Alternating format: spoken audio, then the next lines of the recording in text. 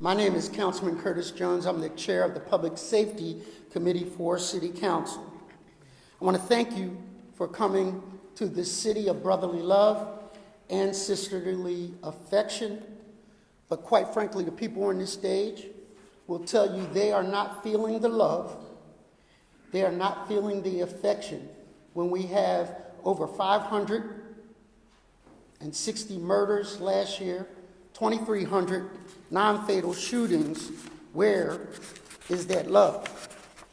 What we have done today is pull together a number of stakeholders to take a look at a problem, a crisis in the city of Philadelphia. And what is special about this gathering is not just the findings and recommendations that you're going to have in this report. It is the level of collaboration between departments, the breaking down of silos of those departments to put a problem right at the center of the table and be willing to look at it from different lenses, respecting those lenses, and coming up with solutions. We decided to take the spotlight off of just the problem and put the searchlight on for the solutions. And that's what the 100-shooter report will do and is doing. One of the things that my colleagues often hear me say, and I promise you, you will never hear me say it again after today, is that 500 whales wound up on the shore of the Delaware. Every marine biologist in the world, including Jacques Cousteau's ghost, would come and try to figure out why this tragedy. For the first time, Member Gautier, for the first time, Member Gim, Parker, Green, Johnson, I feel like we have risen this emergency to prominence where we're putting all hands on deck and we're working together because we realize we're in this together. Some of the things that you're going to hear is, how did the shooter become, that trigger puller become the shooter? How did he get there? Citizens and the individuals pulling the trigger. One of the things that we have kind of wrapped our head around, Vanessa, is that public safety isn't versus justice reform. It's not an or, it's an and. And we insist upon the and. I heard one came out of this book. The quote was that when brown and black men get locked up, brown and black women and their children get locked out. Say it again. When brown and black men get locked up, brown and black women and their children get locked out. What does that mean? A spiraling sense of economic disparity happens when they get locked up. So we have to balance that with the other young lady that I talked to, whose son was murdered. And when it was time for her to be a witness, she said, "I'm not going." And when asked why, because her dead son was the victim, she said, "Because I have another son living in that same neighborhood. And without witness protection, there is no justice." We did the figures. I think one year we pledged $160,000 towards witness protection. It equated, if you put that money on every one of the 500 plus homicides, that came out to like $300 a relocation. Well, you cannot ignore, if you're asking this DA to get more witnesses to show up, we have to protect them. And that's a fact. So what we hope to do is this report will either be a blueprint guideline to begin further discussions on how to deal with this epidemic in our city, or it'll sit on the desk collecting dust. What we hope to do with my colleagues is to make sure that we are reviewing every department for how they match up to be solutionaries to this problem in the city of Philadelphia. And again, I want you to know that the most important part of this is that I no longer feel envious of Chester. When we went down there and they were singing Kumbaya about how they cooperate, I have every degree of faith now that we get it, and we're going to work towards that kind of common understanding. We ain't going to always agree. That ain't going to happen. There's too many strong leaders behind me. But we can emphasize the things that we do agree on. Again, let's not spotlight the problem. Let's put the searchlight on the solutions. So I want to thank, first and foremost, my staff. Samantha Williams, would you give her a round of applause?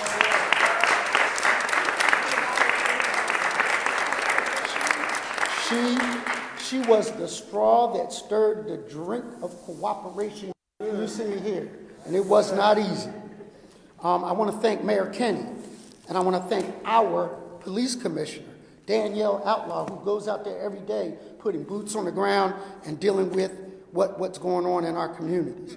I want to thank DA Larry Krasner, because, the first instinct mostly is to, why do you want to know? He went head first, opened up, was not afraid to deal with criticism and or observations, and sat at that table, and more importantly, as importantly, the smart people in his office. So thank them, give them a round of applause, please. I want to thank Managing Director Alexander, who is not here today, but has sent Ms. Harley over to represent. She will be speaking. Thank them for their cooperation. I want to thank the current Chief Defender, Ms. Hudson, and then the former Chief Defender, Ms. Keir Bradford Gray, for their contributions to this. Our City Controller, who is now represented today by Kellen White, right, Kellen? For her website and some of the things that she's been able to enlighten us on. Our Health Commissioner, who helped us look at this in a pandemic way, that violence begets violence just like any other disease. And we are thankful for her observations. And the First Judicial District for their understanding and participation in this report. And without further ado, let's get to work. Samantha Williams, Esquire, please come up and acknowledge the participants. Thank you, Councilman. I'm Samantha Williams, the Director of Legislation and Policy for Councilmember Jones. I helped coordinate for this project, so I'm here to provide an overview of the committee's work before you'll hear from the agencies. This team, Controller Rebecca Reinhart and members of her team, Dr. Ruth Abaya from the Department of Public Health, the Defender Association of Philadelphia, the First Judicial District of Pennsylvania leadership, and representatives from the Managing Director's Office and the Attorney General's Office. The committee was formed in September of 2020 and it has convened several meetings over the last year and a half.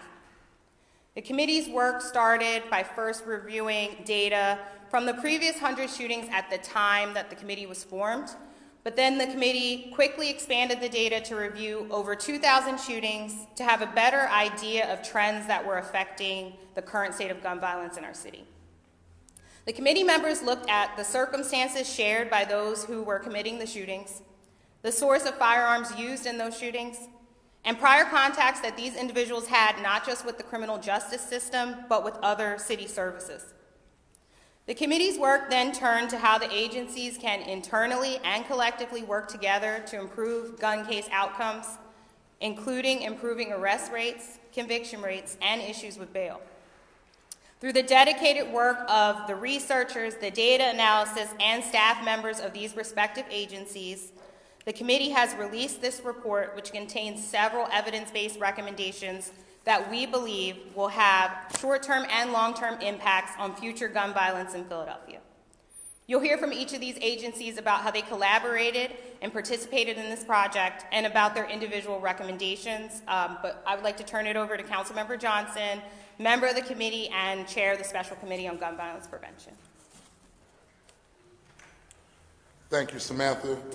First and foremost, before I start my brief remarks, I'm going to ask for everyone to give Samantha Williams another round of applause because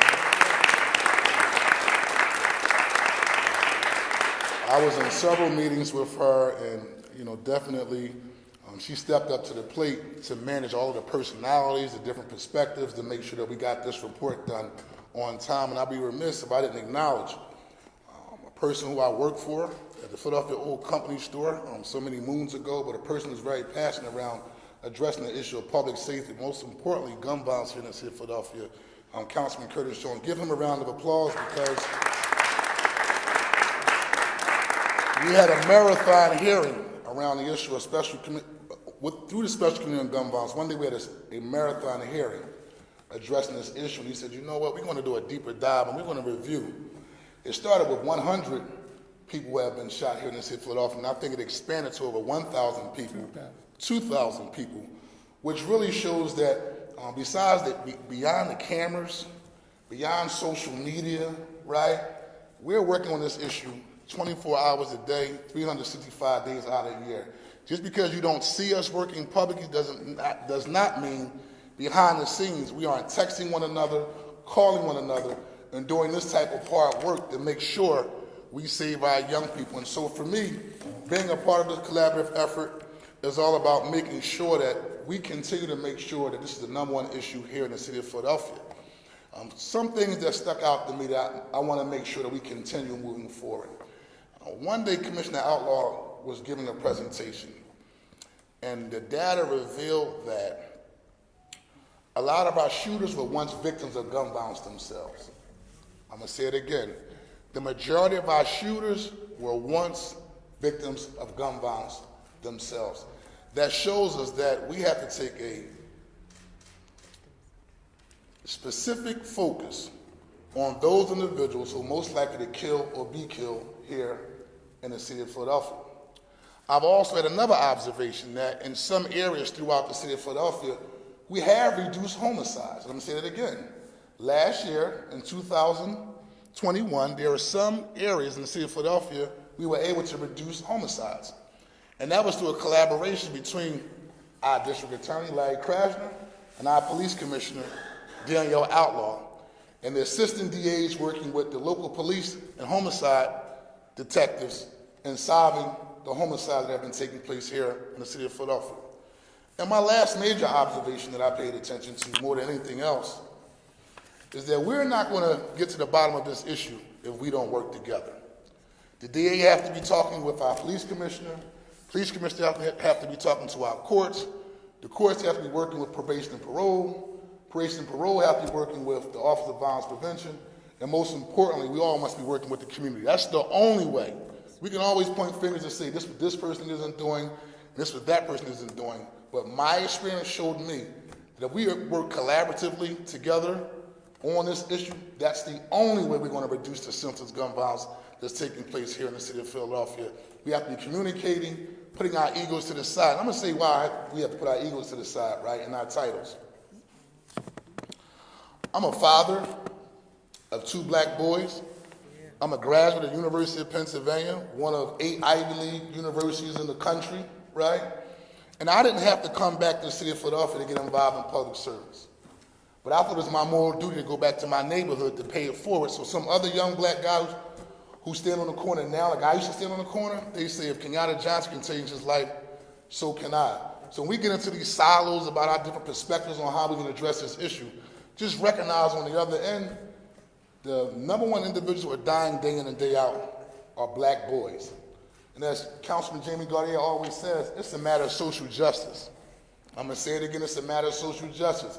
Because the reality is If it wasn't black and brown boys dying on a day-to-day basis, and they were people of another complexion, I have to be quite upfront and say it, I think the response would be different. We saw with the opioid crisis, and people in my neighborhood have been getting high off of heroin for years. When it came out into the suburbs in rural America, we had a different type of response. We need to keep up the pressure on this issue, because at the day in and day out, I'm talking to mothers, like I'll talk to today, because they lost a loved one to senseless gun violence. And I do this on a regular, without the cameras, just because that's what it's all about. So I'm going to get off my soapbox, and I'm going to turn it over to council. I want to turn it over to Commissioner Danielle Outlaw, but I want to again acknowledge my colleague. This was some hard work, so thank you. Keep up the good work, and let's make sure we make these recommendations come to life. And this is a living, breathing document. Thank you, everyone.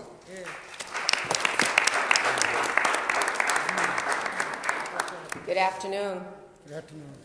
Thank you all for being here today, and thank you to the mayor, the office of the managing director, our city council members, specifically Councilmember Curtis Jones, chair of the Public Safety Committee, and Councilmember Kenyatta Johnson, wherever you just went, chair of the Special Committee on Gun Violence, the District Attorney's Office, the City Controller, Department of Health, the First Judicial District, the Defender Association, and all of their members and staff for their continued efforts to combat violent gun crimes in the city of Philadelphia. I say all of their names because it's important to know that it's not just falling upon the shoulders of the Philadelphia Police Department. Everyone recognized themselves in this project as stakeholders in addressing this issue, and I think it's very important that we publicly acknowledge them. We remain focused on fighting the surge of violent crime that continues to plague our neighbors and our communities. The report released today, this report, highlights the urgent need to remain consistent with our crime-fighting efforts, coupled with proportionate consequences to stop the senseless loss of lives. Anyone who lives in our beautiful city or watches the news is well aware of the gun violence crisis that our city is facing right now. Anyone, all over the country and internationally. Sadly, many of our own community members have fallen victim to gun crimes in this city. Just yesterday, I was standing in front of the Jerome Brown Playground discussing the importance of funding for police departments. We were standing at that playground for a reason. In August of 2020, a young girl by the name of Simone Monet Rogers was gunned down while she was playing basketball with her brother and two friends. Simone Monet was a completely innocent victim, and the bullets that struck her were not intended for her. I bring this up because I spoke with her mom yesterday, and I've met with many, many mothers who are still dealing with the burden of losing their child. Some mothers enduring multiple losses. Simone Monet isn't the only person that was struck by stray gunfire over the last few years. There have been far too many. Lives of human beings, not statistics, not numbers. Human beings are being cut tragically short by gunfire. A generation of people are being exterminated by gunfire, the majority of whom look like me, my family, my sons.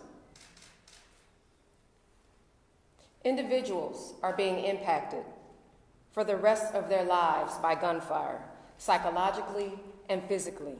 Families, friends, communities are suffering from the long-term effects of violent crime and are forever changed by repeated and sustained violent acts. Gun crimes affect all of us, all of us. We know this impact that violent crime has on victims themselves, but what we often don't see reflected in shooting victims and homicide counts are the lives affected by this violence, those who are left to deal with these impacts. We know what the drivers of violent crime are. We know that the drivers often involve drugs, arguments, we talked about social media, domestic abuse, and very often these perpetrators are in possession of an illegal firearm. Despite the increase in shootings and homicides over the last several years, our department has proactively addressed gun violence, deploying officers to hotspots to reduce the number of shooting incidents and using data to direct our resources to support our anti-shooting efforts. But we realize that's not enough. In a renewed effort to fight violent crime in 2022, in an effort to increase our visibility, we've taken officers out of special units and put them back on patrol to have more boots on the ground. And we're continuing to use data and intelligence to guide our officer deployments, putting more officers in areas that need more police presence. Additionally, very, very soon, our new non-fatal shooting unit will begin operations. This unit, which will work very closely with our homicide unit, was created to centralize our efforts, our detectives, by investigating non-fatal shootings across our city.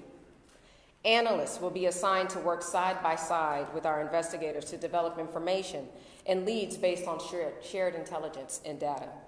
We're also expanding our use of DNA analysis to solve crimes. I also hope to promote additional detectives in the upcoming weeks to assist with increasing caseloads of our investigators. There's been many facets of the police department that we've been working behind the scenes that you don't always see. Not just with our investigators and our shootings, into our shootings and our homicides. These renewed efforts not only serve as a deterrent to violent crime through increased clearance rates, but also to restore our community's faith in their criminal justice system. The apprehension of offenders committing violent crimes and carrying guns illegally remain the #1 top priority for the Philadelphia Police Department. Shootings and ultimately homicides should not happen, period. And the rate that these incidences are occurring are alarming, sickening, and completely unacceptable. In closing, it will take a village, the village that you see here, to address the systemic cause of this crisis, and we are committed to collaborative strategies and applaud this report for its dedication to lasting progress through partnership. Thank you for being here today. Thank you. You forgot your duty to bring up the next. Yeah, Krasner's next. Sorry about that. I would never suggest the commissioner forgot her duty. I don't see it that way at all. I think she does a great job. First of all, I could repeat all the names, but I want to respect everyone's time. Every name that was mentioned, and the commissioner did mention them all, because she's right. We are all together. We are all on the hook to do right. We are all on the hook to do together.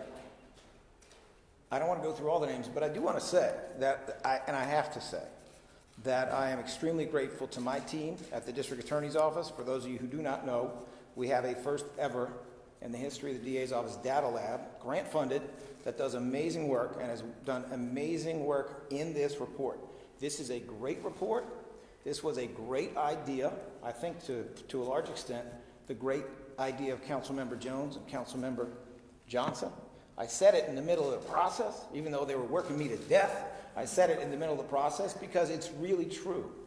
It has caused types of collaboration that I think might not have occurred otherwise. And this has been a truly collaborative effort that has built trust among the different agencies. It has forged relationships among these different groups who need to work together. I can tell you there was a snowy day not so long ago when my data lab team didn't stop working on finalizing one of the last drafts of this report, and I know because they were driving me crazy all day, and I was on the phone talking to some of the other people who are up here, modifying little bits here and little bits there, and I think the product that has come of it is outstanding. It is important. It is an almost unique example of uniting a public health perspective with the perspectives of law enforcement from all their different duties. Now, having said that, as these silos started to break down and are breaking down even further, and there's nothing unusual about silos in government, that's just real. But as that has happened, I think it doesn't just suggest that we got a great report to leave on the table. I think what it suggests is that we now need to continue this effort. We need to continue it with action. So I will just give you a little hint as to where some of this action I think might come. I mentioned earlier the concept of 57 blocks, a phrase that the Philadelphia Inquirer came up with in some outstanding journalism they did about the locations in Philly where there have been just a ton of shootings and killings with guns over a period of time. There's a lot of wisdom in looking at those places, and there's a lot of wisdom in all of our coming together to address those places. This city was pretty good at taking resources out of those places, destabilizing them, and getting them to the point where we have so much harm.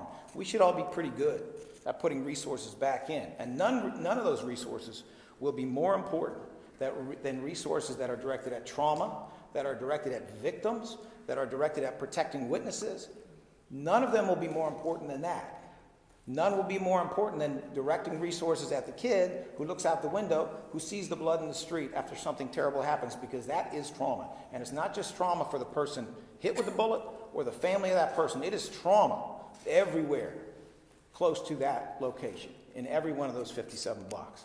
So I look forward to the opportunity to work with all of these partners, all these collaborators, all these friends up here on how we can bring some resources to that and do something about that. I love this report. I hope all of you get a chance to actually read it. I think it actually exists in so many different important dimensions. It even exists in the dimension of turning discussions around criminal justice into something that is scientific in the way that medicine is scientific, in the way that we have taken for granted. I have to give a lot of credit to the Philadelphia Police Department. I always do, but let me give some more now, for having such outstanding data analysts, for doing such outstanding criminological work, and for being willing to collaborate so closely with our data lab to see what it is we can all do better. And yes, I know the DA's office can do better. I know we can all do better, and I want to support all of my partners up here any way I can in that collaboration. So I hope you really will read it, and don't just read the text. Read the tables, read the graphs, look at all the color pictures, look at it all, because there is a lot that is in there, and it is a lot that points forward in the right direction. At this time, it is my pleasure and my honor to introduce our new public defender. And I see we have a prior public defender, Keir Bradford Gray, with whom I really enjoyed an outstanding connection and relationship while we were both in our positions. But we are also blessed to have the very wonderful Keisha Hudson, who is here after a very long and distinguished career in many different ways in criminal justice. Public Defender Hudson. Thank you. Thank you, D.A. Krasner. I am Keisha Hudson, the new Chief Public Defender. I have only been in the role for a grand total of 7 weeks. So I'm thrilled to see that my predecessor, Keir Bradford Gray, is here, and just want to extend my thanks to her for her leadership in getting us involved at the invitation of Councilmember Jones, because we are a critical stakeholder in this conversation in terms of where we go forward in addressing this crisis. I also want to give a shout out to our policy team that worked incredibly hard to provide critical data that is a part of this report, and invite you all again to take a look at our recommendations. Obviously, the gun violence crisis is issue number one for our city. And the Defender Association is an enthusiastic partner in any effort to develop solutions to make Philadelphia safe for everyone. Not only is gun violence a public health crisis, it is a racial justice emergency. We know that the victims and arrestees are overwhelmingly people of color, with young black men most at risk of being murdered. The policy decisions we make today almost exclusively impact people of color and their families.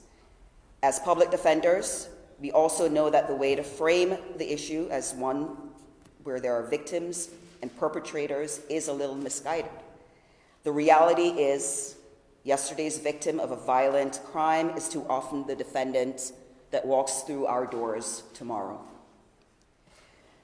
There's a frequent overlap between people who participate in community violence and those most often victimized. Councilmember Johnson discussed this in his remarks, but we have specific data point here that I think is really critical to share. 82% of the clients we represent with pending first-degree felony charges had been the victim of or witness to violent crime before they turned 18. 82% of our clients. When it comes to gun violence, everyone involved is a victim. We're also here because we know that the causes of gun violence are complex and solutions will only come because of hard work and collaboration with all the justice system stakeholders. We may not agree on each other's recommendations or all of the recommendations, but we agree that the solutions should be guided by what the data tells us about gun violence. And to reiterate what many of us have already said here today, collaboration is key. And the Defender is committed to a robust participation in this process. Even all the knowledge, experiences, and resources assembled here today, though, are not enough. We as a justice system also need to actively partner with the community organizations working in the affected neighborhoods and fighting every day to put an end to gun violence. As we continue to collaborate, these advocates also must be at the table with us moving forward. We also need significant financial investment in community-led, non-government solutions that prioritize culturally competent, trauma-informed interventions, long-term social supports, and workforce development in these communities most impacted by gun violence. The justice system naturally plays a role, but that role should be in support of the leadership role played by our community partners and activists. I want to close by extending yet another round of thanks to Councilmember Jones for inviting us to participate in this process, and we are looking forward to working with everyone here and community leaders and activists and organizations to put many of these recommendations into reality. Thank you. And I will introduce Vanessa Garrett-Hartley, Managing Director's Office. Thank you. Thank you.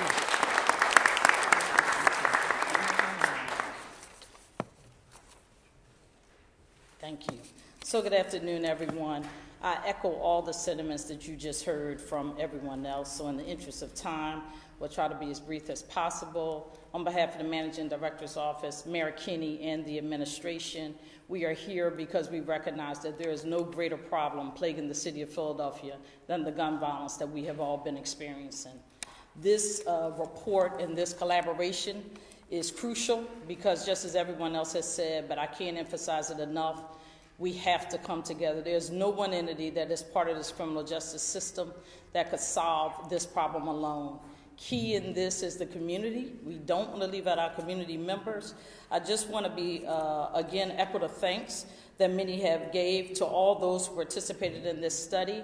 There's some real content experts from all of these different agencies and departments that you see up here who have put in countless hours both working on this report and just coming together, talking and trying to come up with solutions to our gun violence problem that we see here. A special thank you to Councilman Jones and also Councilman Kenyatta Johnson, both of whom have been helping us, working with us, and I know take to heart and feel much like I do about the importance of this gun violence problem. I could say that to you because sometimes I'm on the phone with them, whether it's 11 o'clock at night, midnight, or whatever, but we try to collaborate as much as we can. Again, I believe that our police department, the DA's office, the controller's office, our health department, our first judicial district, our probation officers, everybody understands that this has got to be a #1 priority for the city, and it's the only way that we're going to be able to solve it. This report highlights that collaboration does work and that we can come together and we can work together. The report also highlights and makes a number of recommendations with whom we agree. In fact, we agree so much we have already been instituting a number of the recommendations that are in place. And that includes some of the programs that we have put in place in terms of like place and person-based strategies, such as our gun violence intervention program, as well as the community piece I can't emphasize enough. With the help of City Council, we've been able to give out these community grants. We just had over $12.5 million that was given out in the community expansion grants. We're still giving out targeted community investment grants, which are a little bit smaller, but all of these were targeted towards those grassroots organizations that have been on the ground doing this work, even before all of us got together in the manner in which we are, because they are living it, they are feeling it, and there's very few people, I think, up here in this room or in this city that look like me, that don't know somebody who has been touched by this gun violence, whether it's your friend, your neighbor, your family, your church member, whatever. So this is real, and we take it to heart, It means a whole lot to many of us, and I know most of the folks up here are just as passionate as I am about it. So I thank you for allowing us to participate in this. The Managing Director's Office will continue to participate. The mayor has pledged that this is #1 priority in the city. It's difficult. We have limited resources. We are affected by what some would call a trifecta almost, with the pandemic and then the gun violence that we're experiencing, as well as all of the impacts from the pandemic has had on our economic situation and our staffing shortages. But again, we will do everything it takes to continue to try to address this problem. Thank you.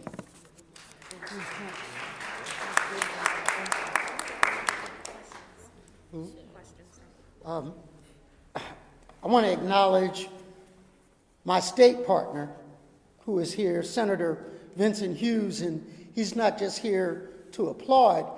He and the governor and other members of the delegation are bringing $15 million to deal with grants for small grants to groups that are boots on the ground, and we want to thank him for putting up, and we appreciate it.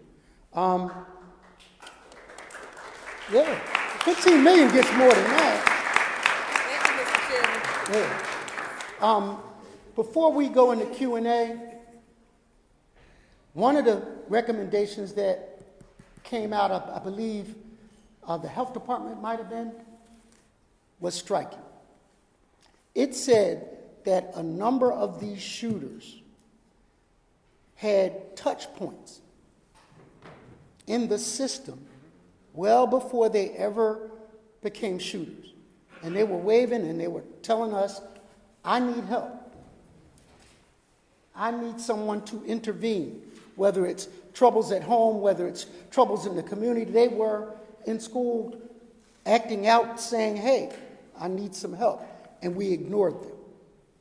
We have to have better listening skills and red flags that kind of indicate that we need to intervene before they ever get into trouble. Desmond Tutu said that we spend so much time pulling people out of the river that we should go upstream and figure out why they ever found themselves in the river in the first place. And we, in this report, are trying to focus on that. With that, questions for our participants. Can I start? Because I want to start. I want to say first, I was in Chester with you all this summer, and I saw and I felt the sentiments in the room where we all decided, all of you, that you wanted to do something similar and bring everybody together. So I need to give you congratulations and accolades on that, because you have done what you set out to do. It wasn't that long. We was in the room this summer trying to figure things out. So I need to say that. But then again, on the other side of the equation, a couple of months ago, we were in mayor's chambers, and I asked you a question. I asked you specifically, for people such as me who live in inner city, West Philly, in the hood, who have kids, who can't go outside and play. What do you say to a parent such as myself, who has a 16-year-old, who will be 16 in 3 weeks, who literally has never really taken a bus, who does not really know her neighbors, who is literally a house kid? What programs, and I don't want like something like a program we mixing her with other kids. What can you do or say to us to give us some sort of direction? So here's the good news, that I've sat in enough of the meetings of GVI and the police department to know that there is a, what is it called, dashboard being developed. Vanessa, can you talk about the programs that are going to be in those? I heard it yesterday, so I know it's real. So I think he's referring to a dashboard where we want to be able to put out statistics about all the information. But if I were answering your question, there is a violence hotline that we hope to launch in March, thanks to Council President Clark, who has very much helped to spearhead this, working with us, where people can call with those very kind of questions that you have as to where are resources, potentially those resources and other things can go. There are also programs that come not necessarily under all of the agencies that are up here, but even under our Department of Human Services, where juvenile justice rests in this city. There are a multitude of prevention programs and other things that may be eligible, as well as some of the what others would call out-of-school time programs that are programs that may be centered off of some of the education or academic programs to give you. I understand. Without being petrified. Seriously, she rolled the L the first time, the day before the young lady got raped, and now she refuses to try ever again. I just want her to be able to feel safe enough to go outside without holding my hand or without saying, you gotta come get me every 5 minutes. That's all. I just think, when I was 12, I grew up in the city. By the time I made it to high school, I was in every part of the city 3 times without my mother even knowing where I was, half of the time. I don't want her to have all of that freedom. I just want her to feel comfortable to go outside. She don't have to be like I was. I totally understand. I do understand and share that sentiment, and I think we all want our children to feel safe in all aspects. We all want to feel safe as we move around the city as well, but I assure you that we're doing everything we know how to do to try to develop that level of safety and comfort in where we're moving, and I think this is the beginning of work that was already being done, but now it is the beginning of work that's being done a little less siloed and a little more together to try to solve that problem that we collectively have to solve. My majority leader reminded me that she is and we are working towards a book resource guide too, by councilmanic district, to be able to say, if I live in West Philly, here are the things that are available to my child. Here are the intervention programs that are run in my area. That's what we are working towards, so that you know there's a chess club over at so-and-so. And one of the things, and Senator Hughes is helping me to do this, maybe I shouldn't tell my other colleagues, but we want a Boys and Girls Club.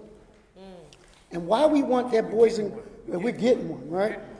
Why we want that is because they provide transportation to and from safely, to programs. And that is so important. And we are looking at every department through a different lens to say, how can we keep our babies safe? And whether it's SEPTA and providing boots on the ground, police officers on those L, so that your daughter can look up and see a uniform and feel safer. That's what we are incrementally going to make sure we do during the budget process. I have a quick question. With the findings and the report and everything, who needs to sign off? What happens next so that we can make sure that, this is going to go into effect and kids are going to remain safe? Because I think yesterday's shooting was maybe the 3rd shooting this year of a kid in front of near a school. So to answer your question, will all my council member colleagues raise your hand, please? Raise your hand. Raise your hand. That means you, right? So that's enough votes to make sure that every one of these recommendations that are in this book wind up in someone's budget, so that we're not just talking about forensic expansion of their lab, that we find money for, and that we're committed to giving you the tools. I was in your meeting as well yesterday, where a simple thing, like providing hundreds of cell phones to homicide officers, you would think in a city like ours that was a given. The young people out there are running rings around us technologically, and we're just now giving them cell phones. So this is something that we're playing catch up, quite frankly, to try to make our city safe, and we're not going to stop. I already cashed Senator Hughes $15 million to put it towards it. So we can talk about it. So when you say that you're going to vote on it, the council's going to vote on it when? Oh, during the I'm budget. just trying to find out, like, So how soon and if it's going to be happening. So some of this is already happening. Like, they didn't wait for us to finish this report to start collaborating. That's the beauty of what I found out. And that what we will continue to do is we're not going to just point the finger and say, well, do it without straw for your bricks. No, if you need a new lab, let's find the money for it. And so we want to be partners in this regard. So it's already started, and it will continue during the budget process. And we have our senator here, who is real close with the governor. Right? Let me do this. Yeah, come on. Let me do this. The city of Philadelphia is paying the cost for state gun laws that don't work. I'm going to say it again. The city of Philadelphia is paying the cost for state gun laws that are not relevant to the reality that exists in Philadelphia and, in fact, for most communities all across the state of Pennsylvania.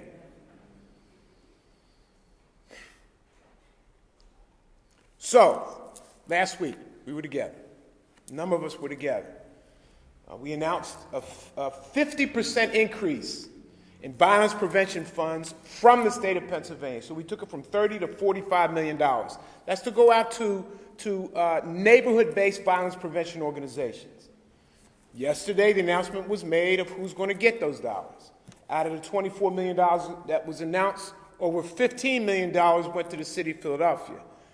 Councilman Green, you're a better mathematician than I. That's over 50%. That's over 50%. Those are the dollars that go into neighborhood-based organizations to help them deal with the fact that the city is paying the cost for state gun laws that are not responsive and are contributors to the violence and the hell that's on these streets. Now, why do I say that? It's the next step, because it's an action step. Everything that's in this report is either being done or on its way to be done. But the state has a responsibility. And this is the charge. And I'm sorry, Councilman. No, go ahead. But I wasn't planning, but you got me going. Okay? 15 million get you all right? You got me going. And Kim knows where I'm going with this. There's $8 billion of unspent money in Harrisburg, Pennsylvania, designed partly by President Biden and Vice President Harris to come to states and come to local communities to help deal with the hell and the problems that they're confronting. It's sitting there. Sitting there on Monday. Parker, you were in Harrisburg. On Monday, the state will report that it's running $300 million above estimate for the state's budget surplus. That money deserves to be in communities and neighborhoods, to invest in these neighborhood-based organizations, to give the commissioner what she needs, to give the DA what he needs, to give the public defenders, finally, as the only state in the nation that does not have state-dedicated funding for the public defenders, to give the money that they deserve.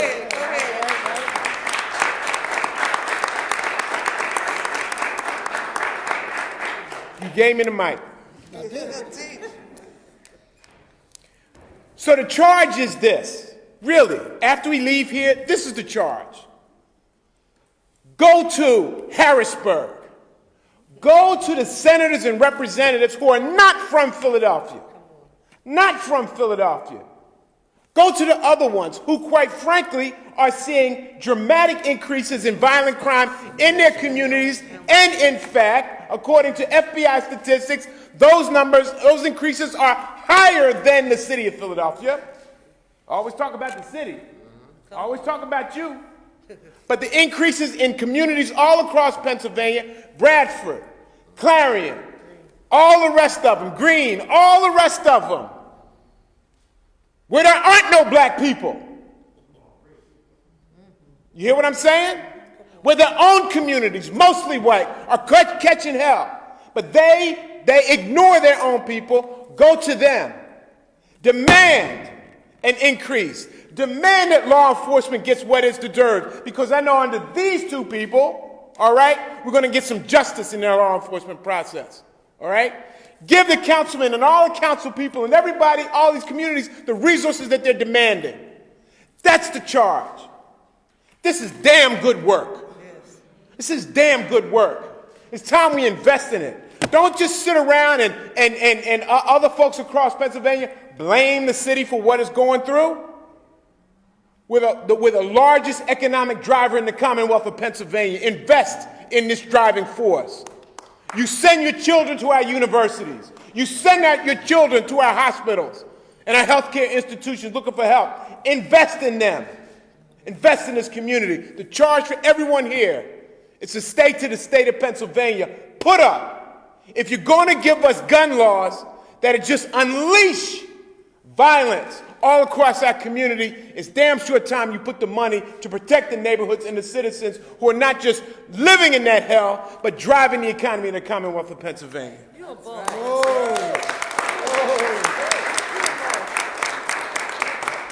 Tell us, Senator, how you really feel. What's wrong? I heard that. We've never had that kind of budget, extra money in Harrisburg. Yes. Since a lot of this stuff has to do with kids, why isn't the school district involved in this at all? And also, can we get a copy of the entire report and not just the executive summary? Thank you, sir. I appreciate it. That is a good question. We did invite Kevin Bethel, who deals with. He was? Yes, he was. Okay. He was in the audience. He was in the audience. He had to go. But they are critical partners in this. One of the follow-up things that we are going to do, I was talking to Member Gim earlier and my colleagues as well, is that we do in West Philly a weekly Monday morning roll call. And what that is all of the schools, the principals, in particular the at-risk, high, intense acts of violence in those schools are on this call. And we review what happened this week, who was fighting who, and what we found out that was not in this report, but we'll add plenty of appendixes and amendments. That most of those principals don't know what is available to them to help those students. That's half the battle. And so at Overbrook, my principal's putting out fires, running around, keeping people safe. But when the kid comes in her office with 2 book bags, yeah, but I'm getting abused at home.